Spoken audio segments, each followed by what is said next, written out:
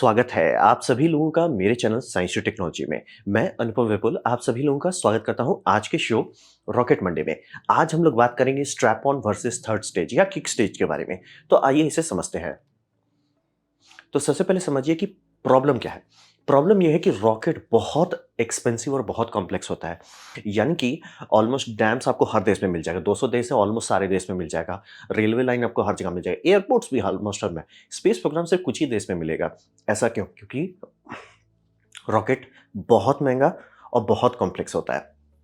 और यहाँ पे समझना बहुत ज़रूरी है, आप ऐसा रॉकेट नहीं बना सकते जो सारा काम कर ले। एक रॉकेट, जैसे कहते हैं ना, one rocket to rule them all, possible नहीं है। मतलब अंडर नोन साइंस आप ऐसा नहीं कर सकते। और हमारा मिशन पोर्टफोलियो, यानी कि आप करना क्या चाहते हो स्पेस में, वो बहुत डाइवर्स है। यानी कि आप गाड़ी खोलना शुरू करोगे तो बोलोगे भैया हमको लो अर्थ ऑर्बिट पे ही जाना है। फिर थोड़ी सी और आगे बढ़ेगी, फिर होगा मीडियम अर्थ ऑर्बिट पे जाना है जहाँ पे आपका जीपीएस सैटेलाइट है। फिर थोड़ा और आगे बढ़ेंगे, जियो स्टेशनरी आप जाना चाहोगे जहाँ आपका कम्युनिकेशन सैटेलाइट है। और आगे बढ़ना चाहोगे, इंटरप्लैनेटरी जाना चाहोगे, आपको मून पे जाना है, मार्स पे जाना है, वो सब करना है। तो ये समझना बहुत ज़रूरी है। तो इसका समाधान के लिए हम लोग अलग-अलग रॉकेट बनाते हैं हर पोर्टफोलियो के लिए, हर प्रोफाइल के लिए। यानी कि जैसे ये बनाया जाएगा इंटरप्लैनेटरी के लिए बना है, ये बनाया जाएगा जियो स्टेशनरी के लिए, ये बनाया जाएगा लो अर्थ ऑर्बिट के लिए। तो ऐसे आप बना तो लेते हो, प्रॉब्लम ये होता है कि इससे मास प्रोडक्शन नहीं हो पाता। यानी कि मास प्रोडक्शन कोई भी चीज़ का दाम घटा सकता है। आपका स्मार्टफ़ोन मैजिक टेक्नोलॉजी है, लेकिन इतना कम दाम में क्यों मिल जा रहा है कि हर कोई आजकल खरीद पाता है? कारण वही है कि मास प्रोडक्शन किसी भी चीज़ का दाम घटा सकता है, टेक्नोलॉजी कितनी भी कॉम्प्लेक्स हो। लेकिन अगर मास प्रोडक्शन नहीं हो रहा है, तो सिंपल चीज़ भी बहुत महँगा रहेगा। तो रॉकेट के साथ यही प्रॉब्लम है, इसीलिए सिर्फ़ कुछ ही देश कर पाते हैं। क्योंकि जैसे आप इसरो का ही वेबसाइट में जाएँ, तो आपको पूरा रॉकेट का पोर्टफोलियो मिलेगा। प्रॉब्लम है कि वो पोर्टफोलियो है, बहुत सारा रॉकेट है उसमें। 3-4 रॉकेट से मेन एक्टिव रॉकेट्स होते हैं। तो प्रॉब्लम ये हो जाता है कि किसी को भी आप मास प्रोड्यूस नहीं कर सकते, तो दाम पागल हो जाता है। तो ये समझना बहुत ज़रूरी है। इसीलिए 50 से ये गाड़ी खोली गई है, 60s, 70s, 80s, 90s 20s में आ गए और अभी भी रॉकेट वहीं अटका हुआ है। तो प्रॉब्लम यही है। तो स्ट्रैप ऑन कहाँ पे आता है? तो स्ट्रैप ऑन समझिए ये टेक्नोलॉजी है 1960s का। तो 60s में स्ट्रैप ऑन किंग थे, ऐसा क्यों? क्योंकि समझिए 60s कब हुआ था? जब V2 रॉकेट के बाद वाला ईरा बात कर रहे हैं। तो V2 जिस टाइम बनाया गया था, ये बहुत ही लो पावर टेक्नोलॉजी था। ऑर्बिट जाने का तो सवाल ही नहीं है, ये बारली कुछ 100 किलोमीटर का रेंज देता था। और इसको मतलब उस टाइम की मेटलर्जी, अंडरस्टैंडिंग रॉकेटरी का, रॉकेट इंजन डिज़ाइन इतना बेसिक था कि इसके फ्यूल सबको डाइल्यूट करना पड़ता था। यानी कि बहुत लोग ट्राई किए इंजन है, तो बहुत लोग कहते हैं प्योर फ्यूल डाल देते थे, इंजन मेल्ट कर जाता था। तो फ्यूल में मतलब कुछ-कुछ केसेस में 25% तक पानी मिक्स किया जाता था ताकि कंबस्शन टेम्परेचर कम रहे। तो ये समझना बहुत ज़रूरी था कि उस टाइम में, यानी कि जब आप गाड़ी खोल रहे हैं, जब आप नॉलेज गेन कर रहे हैं, सीख रहे हैं, एकदम इस टाइप का प्रोजेक्ट्स का बात हो रहा है, तो उस टाइम था कि हम लोग को जितना काम करना है, बूस्टर कर ही नहीं पा रहा है, तो क्या करें? स्ट्रैप ऑन बूस्टर का कॉन्सेप्ट आया। उस टाइम हिसाब लॉजिक सिंपल था कि आप एक रॉकेट बनाओ जितना आप बना सकते हो। उस टाइम के हिसाब से 1960 के हिसाब से आप बनाओ जितना बना सकते हो, और उसपे हम स्ट्रैप ऑन कर देंगे जितना ज़रूरत है। जैसे मान लीजिए कोई हल्का पेलोड है, स्ट्रैप ऑन मत करो, भारी है, ऐड कर दो। इसीलिए अगर आप देखिएगा कि 1970s के आसपास के जितने रॉकेट्स उसमें बहुत ज़्यादा स्ट्रैप ऑन का ऑप्शन था। पीएसएलवी का डिज़ाइन में देखिएगा बहुत ज़्यादा स्ट्रैप ऑन्स के ऑप्शन दिए गए हैं। कारण यही है, उसी टाइम का ये लॉजिक था कि कोर उतना काम नहीं कर पाएगा, तो जितना ज़रूरत है उतना स्ट्रैप ऑन दे दिया जाए। तो कुछ-कुछ केसेस में 6 strap on, 8 strap on, 12 strap on तक के डिज़ाइन्स थे कि 12 स्ट्रैप ऑन रॉकेट लगाया जाएगा। तो ये समझना बहुत ज़रूरी है, इंडिया में ही 8 है। तो ये बहुत टाइम से किया जा मतलब बोल रहे हैं 60s से कर रहे हैं। तो बहुत सारे रॉकेट जो उसके बाद बनाए गए, वही प्रिंसिपल पे चल रहे थे, जबकि टेक्नोलॉजी मतलब डेवलप हो गई थी 60s के बाद। अब बात समझिए, यही डॉक्ट्रिन है, यानी कि आप रॉकेट का अगर पढ़ाई करते हैं, आपकी बुक्स में यही लॉजिक है। जबकि मतलब दुनिया बदल गई है, लेकिन ये लॉजिक अभी भी 1960s पे है। और 60s में जो लोग काम किए, एक्सपीरियंस किए, वो उसी पर है। और ये स्टैग्नेशन बहुत गंदा हो गया है। यानी कि आप इसरो का पोर्टफोलियो देखिए, ईसा का पोर्टफोलियो देखिए, नासा का पोर्टफोलियो या यूएलए का, घूम फिर के सब में स्ट्रैप ऑन है। इट्स लाइक सर वो 1960s के लिए था, अब नहीं ज़रूरत है। लेकिन लॉजिक वही है, क्योंकि ये लोग काम उसी फिलॉसफी पे कर रहे हैं। सब डेवलप हो गया है, मतलब इलेक्ट्रॉनिक्स खास तौर पे। लेकिन ये रॉकेट लॉजिक जो है, और रहा बात रॉकेट में उतना कंपटीशन नहीं, कुछ देश ही तो हैं जो ट्राई कर रहे हैं, और उससे चूँकि प्रॉफिट नहीं आता, तो उतना प्राइवेट पार्टनरशिप उसमें नहीं है। तो लॉजिक यही रहा कि ये स्ट्रैप ऑन जो है, गाड़ी खुल गई। इसीलिए आपको मॉडर्न रॉकेट में भी स्ट्रैप ऑन्स दिख जाएँगे, क्योंकि ये मतलब इसी पे इंसानियत रॉकेटरी बनाया है। अब बात बनता है कि इसी पे इंसानियत आगे बढ़ा है, तो इसमें प्रॉब्लम क्या है? प्रॉब्लम ये है कि हम लोग 1960 में नहीं है ना। अब ये डिज़ाइन आप लेके जो चलोगे, ये खुद भी उड़ेगा, आपको भी उड़ा डालेगा। तो इसका ऐसा क्या हो गया? ऐसा कोर लेवल पे क्या हो गया? कोर लेवल पे हमारा 2 चीज़ का मेन डेवलपमेंट हुआ। मेटलर्जी का, यानी कि जो मेटल आज के टाइम में रैप्टर इंजन के कोर में लगाया जा रहा है, वो मेटल पॉसिबल नहीं था 1960 में। ऐसा एलॉय बनाना जो हॉट ऑक्सीजन का एग्ज़ॉस्ट को बर्दाश्त कर पाए, पॉसिबल ही नहीं था, करोड़ कर जाता सारा मेटल्स। लेकिन आज ये पॉसिबल है, आराम से बनाया जा रहा है। और ऐसा भी नहीं कि वो स्पेशल प्रोप्राइटरी है, वो सबके पास है। और इंजन डिज़ाइन, हम लोग इतना अच्छे से इंजन डिज़ाइन बना पाते हैं, मॉडर्न डिज़ाइन, 1970 नहीं, 2000 के आसपास में आप इतना बढ़िया मॉडर्न डिज़ाइन और 3D प्रिंटिंग से आप बनाते हो, इतना बेटर कर सकते हैं कि cooling flow, cooling capacity engines का इतना कर सकते हैं कि मेटल है टेम्परेचर नहीं बर्दाश्त कर पाए, आप उसकी गर्मी को कूल करके निकाल दे रहे हो, टेंशन मत लो। तो ये सब पॉसिबल हो गया। तो अब इससे फ़र्क क्या पड़ा? ठीक है, आपने 2 चीज़ सुधार दिया, आपने मेटल अच्छा कर दिया और इंजन का डिज़ाइन अच्छा कर दिया। उससे होगा क्या? उससे होगा कि बूस्टर अब इतना स्ट्रांग हो गया कि बूस्टर खुद काम कर लेता है। उसको पुचाड़ा करने की ज़रूरत नहीं है कि सर हमने ये बूस्टर बनाया जो कमज़ोर है। नहीं सर, हमने ये बूस्टर बनाया 2000 की टेक्नोलॉजी से। स्पेसएक्स क्यों इतना आगे है? 2000 का वो रॉकेट है। तो बूस्टर अब इतना पावरफुल बनाया जा सकता है कि जिसे पोचाड़ा करने का कोई ज़रूरत नहीं है कि उसमें हम ये पोत दें, उसमें ये 2 ठो पोत दें, ज़रूरत नहीं है। जैसे अगर ये चाहते एसएलएस में, आराम से ऐसा कर सकते थे कि एसएलएस के जगह पे 4 इंजन्स की जगह 5 लिक्विड इंजन डालते और ये बूस्टर्स की ज़रूरत नहीं पड़ती। लेकिन आदत से मजबूर हैं, आम जन मतलब बोल रहे हो, ये है भी 19 से अराउंड 80 का है। उसी डिज़ाइन पे चल रहे हैं, उसी को रगड़े जा रहे हैं, तो ज़रूर। और रहा बात, ये समझना बहुत ज़रूरी है कि अगर आप स्ट्रैप ऑन को समझना चाहते हैं कि वो है क्या, वो एक्चुअली एक बूमलेस मिसाइल है। मतलब जो मिसाइल्स यूज़ होता है आर्मी में, स्ट्रैप ऑन वही है। और एक एग्जांपल देना चाहेंगे, जैसे कि ये नासा के केस में जो सॉलिड बूस्टर बनाती है, ये वही कंपनी बनाती है जो उनका आईसीबीएम बनाती है। इंडिया में भी वही होता है कि अगर आप देखेंगे कि कौन बना रहा है स्ट्रैप ऑन, वो वही कंपनी है जो मिसाइल प्रोवाइड कर रही है आर्मी को। तो ये लॉजिक वही समझिए। और यहाँ पे बूम की जगह पे एक्सप्लोसिव बोल्ट्स होते हैं। वो बोल्ट डिटैचमेंट की जगह पे बूम बूम करता है। हाँ, तो खत्म हो गया, बूम बूम ऐसे करके होता है। मिसाइल के केस में कबूम करता है, वो कबूम नहीं होता है, कबूम की जगह बस बोल्ट बूम बूम करके हट जाता है। तो ये समझना बहुत ज़रूरी है कि कोर वही है। तो इंडिया में अगर कोई बोलता है कि हम सॉलिड रॉकेट से स्पेस प्रोग्राम बनाएंगे, आप फ्री के पिट जाएंगे। लेकिन बोलता है सर हम सॉलिड रॉकेट बनाते हैं, उसको हम शांति से साइड में टोक्यो ड्रिफ्ट करके आर्मी के पास दे देंगे। बोल रहे हैं एग्जैक्टली वही है। आराम से ऐसा हो सकता है कि इंडिया मतलब ट्राई करेगा और वही टेक्नोलॉजी, वही कंपनी साइड से चुपचाप से, सर अग्नि मिसाइल जो है ना, अपना ही है सर, टेंशन मत लो। तो ये समझना बहुत ज़रूरी है कि इसीलिए ये प्राइवेट कंपनी को नहीं सूट करता है, क्योंकि ये बहुत महंगा होता है। और स्पेस प्रोग्राम को भी ये पीछे रख देता है, क्योंकि ये बहुत महंगा होता है। क्या आप ऐसा बना सकते हैं ये सबको लाखों पीस? ऑब्वियसली आर्मी के पास है, लेकिन फिर आर्मी का बजट नहीं पूछते हैं ना। तो ये समझना वही दिक्कत है कि आप बना सकते हैं आराम से, लेकिन वो सुपर एक्सपेंसिव और हैज़र्डस है। यानी कि जब आप बना लिए, इट्स आर्म्ड, यानी कि ये चालू है। अगर यहाँ स्टैटिक इलेक्ट्रिसिटी बहुत जमा हो गया, ये फूट सकता है।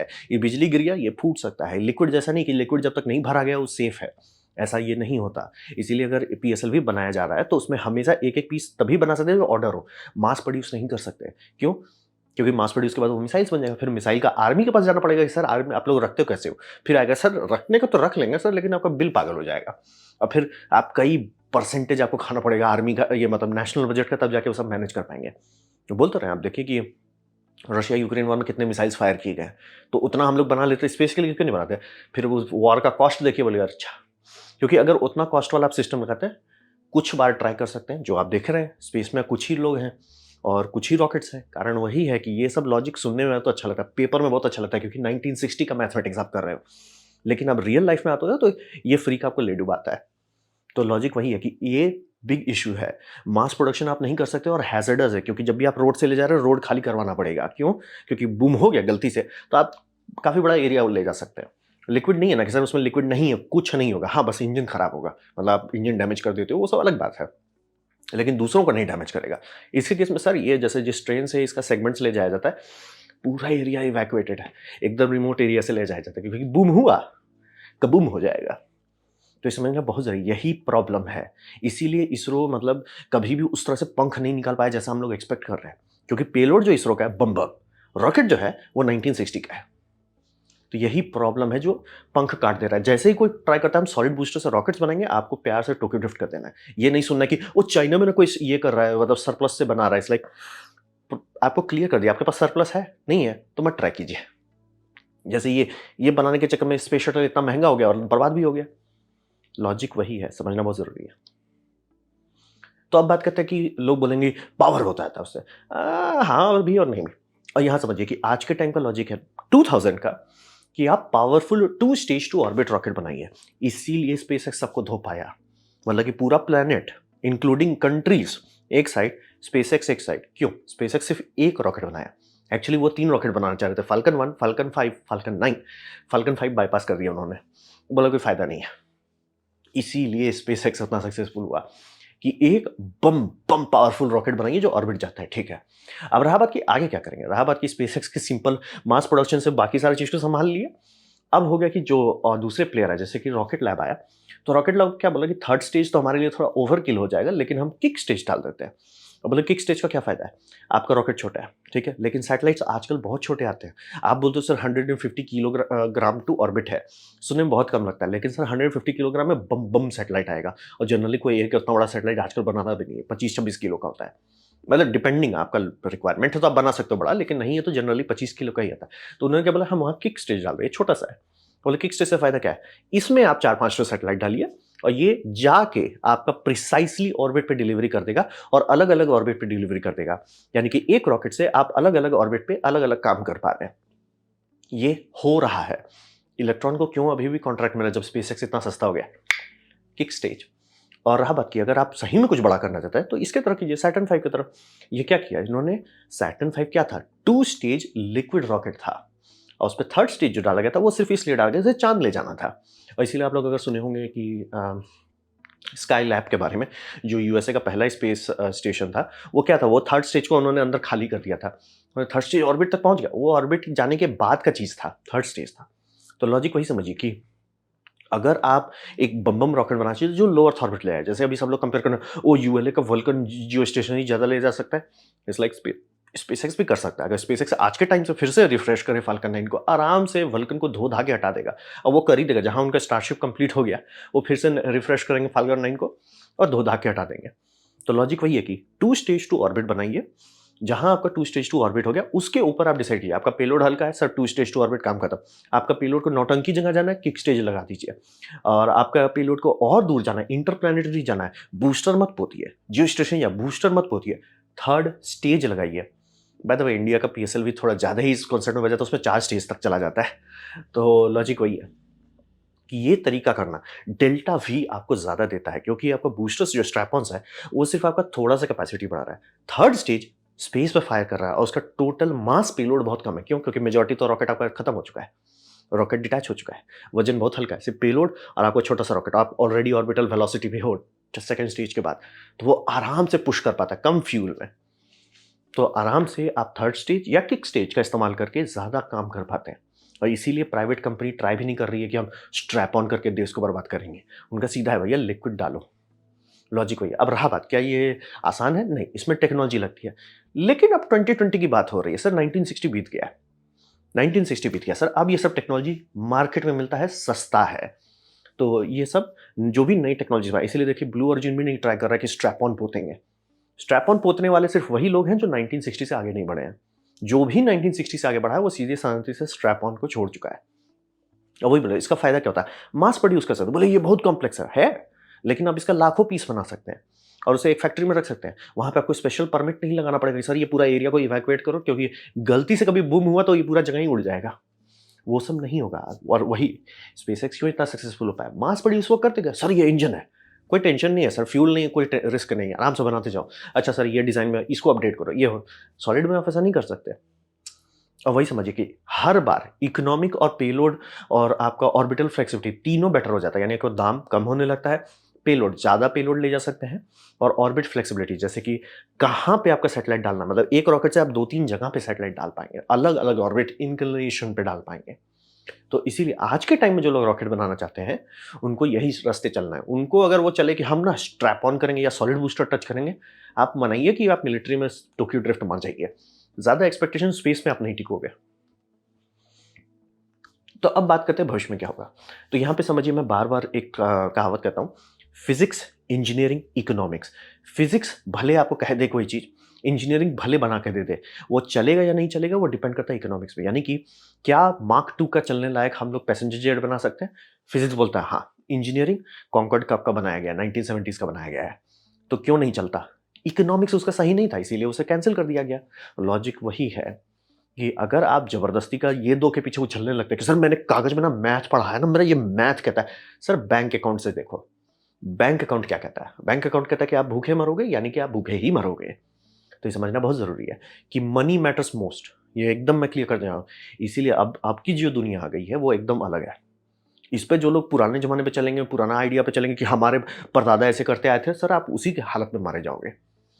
तो वही समझिए कि और आपका बेटर सिस्टम भी हो सकता है कि सर हमारा ना जैसे ये रॉकेट है ना, इसमें बहुत पुचाड़ा पोते हुए हैं, ये बहुत अच्छा रॉकेट है। केडेंस नहीं, आप फ्री के हट जाओगे। केडेंस का मतलब होता है कितनी बार आप लॉन्च कर सकते हो। ये सब लोग को अब समझ में आ रहा है मार्केट में। तो समझना बहुत ज़रूरी है कि आपका बेटर रॉकेट एक हाई केडेंस रॉकेट से पिट जाएगा। यानी कि हमारा ना साल में 4 लॉन्च करता है, दूसरा बोलेगा सर हमारा साल में 12 लॉन्च होता है, आप फ्री के हट जाओगे। और ये हो रहा है मार्केट में। तो समझना बहुत ज़रूरी है कि अब हम लोग स्ट्रैप ऑन का इरा से जा चुके हैं। जैसे कि कहने को आप बोलोगे ना कि आर्यन 6 क्यों बना रहा है? आप उन्हीं से पूछिए ना, ईसा से पूछिए। ईसा का खुद का ऑफिशियल डॉक्यूमेंटेशन है कि we can not do anything about Ariane 6, it's a bitter pill to swallow. ये बनने से पहले बैंकरप्ट है, कोई फायदा नहीं है इसका। इंडिया का जीएसएल भी देखिए, इसको ह्यूमन सेफ बनाने के लिए कितना तांडव लग रहा है और ऑब्वियसली उसका साइड इफेक्ट दाम आएगा। फिर आप देखिए कि जीएसएलवी का ये मैन्युफैक्चरिंग टाइम कितना है, उसके बाद आपको समझ में आया सर इससे कुछ होने वाला नहीं है। ये मतलब कई महीने लगेगा उसको एक एक पीस बनाने में, और कई महीने मैं एक्चुअली कम बता रहा हूँ, उससे बहुत ज़्यादा है, 18 महीने है कुछ कुछ केसेस में। तो लॉजिक वही है कि ये सब देखने में बहुत अच्छा लगता है, इसमें थ्रस्ट है। थ्रस्ट का क्या फायदा सर, माइलेज तो है नहीं। अब प्लस ये फुल्ली आर्म्ड है। आप समझिए कि आपने बना लिया तो अब ये मिसाइल है। आप इसको सेव कर सकते हैं, सस्ते में नहीं कर सकते। सेफ और सस्ता दोनों एक साथ नहीं आएगा सॉलिड के केस में। और वही आज का ज़माना है लिक्विड का। क्यों? क्योंकि लिक्विड उतना पावरफुल हो गया है और थ्रस्ट के मामले में कुछ-कुछ लिक्विड इंजन एक्चुअली इतना थ्रस्ट दे देते हैं कि भैया ये सब का उतना अंतर नहीं है। और वो चूँकि माइलेज देता है तो वो जैसे आपका बूस्टर्स कितना देर चलेगा? 3 मिनट जनरली चलता है, 2 मिनट, ये सब 6 मिनट चल सकते हैं। खत्म, खत्म सर। आप कहाँ जा रहे हो सर? इसीलिए स्पेसएक्स शांति से स्ट्रैप ऑन छोड़ दिया, इसीलिए इलेक्ट्रॉन लैब शांति से स्ट्रैप ऑन छोड़ा, इसीलिए कोई भी नया जो सक्सेसफुल रॉकेट कंपनी बनने वाला है, स्ट्रैप ऑन्स को सब त्याग चुके हैं। हाँ, आप एज़ ए ये रखो, क्या बोलते हैं, इमरजेंसी एस्केप सिस्टम में डालो सॉलिड, बढ़िया है, लेकिन आपका मेन रॉकेट पे ना जी ना। तो समझना वही ज़रूरी है कि आप यूएलए वल्कन ले लो या नेशनल रॉकेट्स ले लो किसी भी देश का, जो 1960 से आगे नहीं बढ़ा है, वो सब फ्री के हट जाएँगे। जैसे बोल रहे हैं अरियान 6 सबसे कॉमेडी एग्ज़ाम्पल है। अभी तक पहला पेलोड टू ऑर्बिट नहीं गया, लेकिन कंपनी को पहले से पता है, कंपनी ऐसे लाइक यूरोपियन स्पेस एजेंसी की, सर ये तो यूज़लेस है, बनाने से पहले आउटडेटेड है, बनाने से पहले बैंकरप्ट है, और इसकी कंपनी यानी आर्यन जो है, आर्यन स्पेस जो कंपनी है, वो ब्लैकमेल कर रही है कि सर हमें $200 मिलियन का वो दो, क्या बोलते हैं, सब्सिडी दो, नहीं तो हम बंद कर देंगे रॉकेट, आप लटक जाओगे। इंडिया के साथ भी वही हो रहा है कि इंडिया क्यों अपना रॉकेट बना रहा है अगर सस्ता ऑप्शन है तो। सर मिलिट्री का सैटेलाइट आप किसी दूसरे के भरोसे नहीं भेजोगे ना, आपको अपना रखना पड़ेगा। लेकिन हम 1960 से आगे नहीं बढ़ेंगे, भूखे रहो। फिर बाद में केस होगा इंडिया में कि भैया हमारा ये नाविक कब का हो जाना चाहिए था, इतना साल क्यों डिले हो गया। तब पता चलेगा अच्छा रॉकेट तो था ही नहीं ना हमारे पास। तो ये समझना बहुत ज़रूरी है कि जो कंपनी सॉलिड को त्यागेगी कल को वो टिक पाएगी, जो लिक्विड को अच्छे से संभाल पाएगी वही कल जीत सकती है। जो है कि ना हम सॉलिड करेंगे ना, सर आप सॉलिडली आपकी लग जाएगी। या मैं बस यही मनाऊंगा, दिल से मनाऊंगा कि आप ये हो कि सर ये तो हम बस एक्सपेरिमेंट कर रहे हैं, ट्राई कर रहे हैं, स्केल कर रहे हैं टेक्नोलॉजी को, शांति से फ़ोन उठा रहे हैं आर्मी के पास, ए भाई जी मिसाइल आ गया अपने पास, लोड मत लो, मिसाइल मैं दे देता हूँ। तो ये समझना बहुत ज़रूरी है। इसीलिए अगर आप किसी भी डिज़ाइन में स्ट्रैप ऑन देख रहे हैं, और इसीलिए किसी भी नए प्राइवेट कंपनी में आपको स्ट्रैप ऑन नहीं दिखेगा। तो यही है आने वाला टाइम। तो ये था मेरा presentation strap on versus third stage या किक स्टेज। अब उम्मीद करता हूँ आपको कुछ सीखने मिला, कुछ समझ में आया। अगर ऐसा है लाइक कर दें, दोस्तों शेयर कर दें, उससे मेरा काफ़ी भला होगा। नहीं अच्छा लगा, नहीं पसंद आया, कोई बात नहीं, आप डिसलाइक दबा सकते हैं। मैं कहूँगा डिसलाइक 2 बार दबाएं, उससे मुझे पता चलो कितना ना पसंद हुआ है। मैं आपसे कहूँगा कमेंट लिखे, मैं हर कमेंट को पढ़ने की कोशिश करता हूँ। आपसे कहूँ सब्सक्राइब कीजिए, बेल दबाइए अगर आप फ्री हैं तो। आपने वीडियो देखा, जान के मुझे बहुत खुशी हुई। धन्यवाद।